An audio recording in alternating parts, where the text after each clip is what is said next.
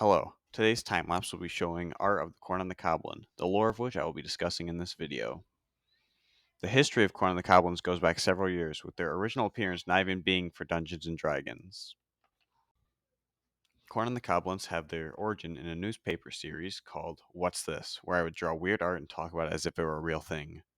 The original Corn on the Coblins were given little information and were portrayed as sort of the gremlins of the cornfields.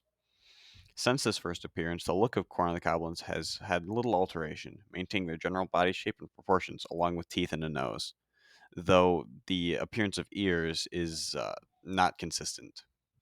After appearing in What's This?, they appeared in an unreleased book I wrote called The Bad D&D Manual, where they received their first bit of real lore.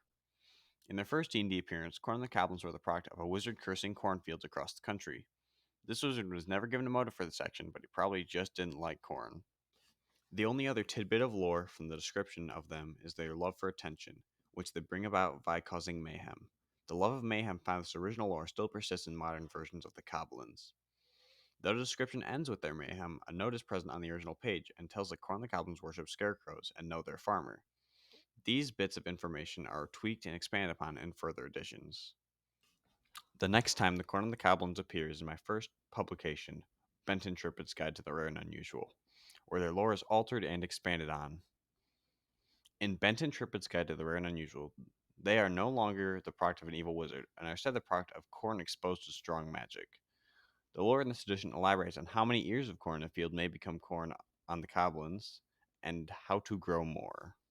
In this version of their lore, Corn on the Coblins don't cause mayhem for the sake of attention, instead doing so for fun. The lore also changes the lengths Corn on the Coblins will go to, altering the levels of destruction they will do in their pranks.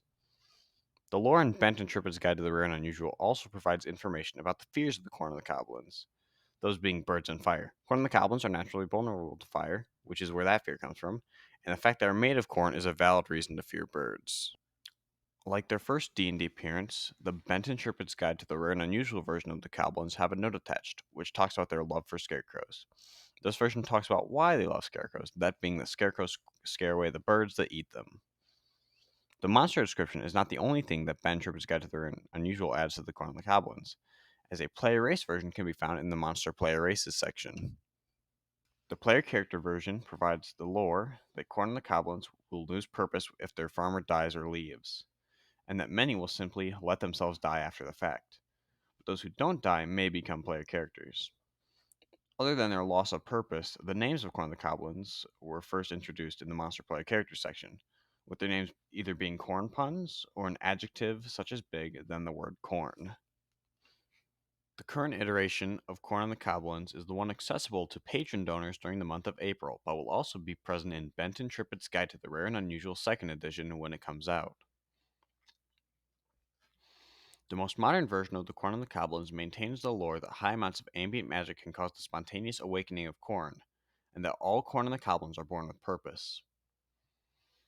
The lore in the latest version of the Corn on the Coblins also maintains their mischievous, pranking nature as seen in all previous iterations, but this iteration of the lore is different, as I will discuss later.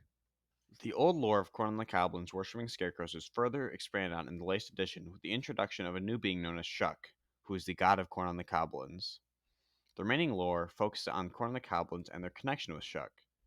Shuck is the reason that ambient magic causes Corn on the Coblins to grow from corn, as he chooses which field will have Coblins and how many Coblins will grow. Corn on the Coblins worship scarecrows because Shuck looks like a giant scarecrow. Shuck is the one who both imbues his corn with purpose and with their magical abilities. The reason Corn on the Coblins prank and torment their farmers is with the intention of forcing the farmers away so they may take over the farm and continue corn production. After taking over the farm, Corn on the Coblins will go into a mode of hyper-productivity, quickly building up a society to produce more corn. Other than that, the lore found in the current edition of the Corn on the Coblins are just the variants, which I won't dive into today, and the afterlife of the Corn on the Coblins, which is literally just a giant field. Well, that's it. That's the complete lore and history of the Corn on the Coblins. I hope you enjoyed this video. If you did, make sure you like and subscribe, as I hope to make more like this in the future. If you're interested in using the Corn on the Coblins in your game, check out my Patreon page to see if you can still get them. And if you can't, don't worry, as they'll be available in Benton Trippids' Guide to the Rare and Unusual 2nd edition when it comes out. You can find the link to my Patreon in the description of this video.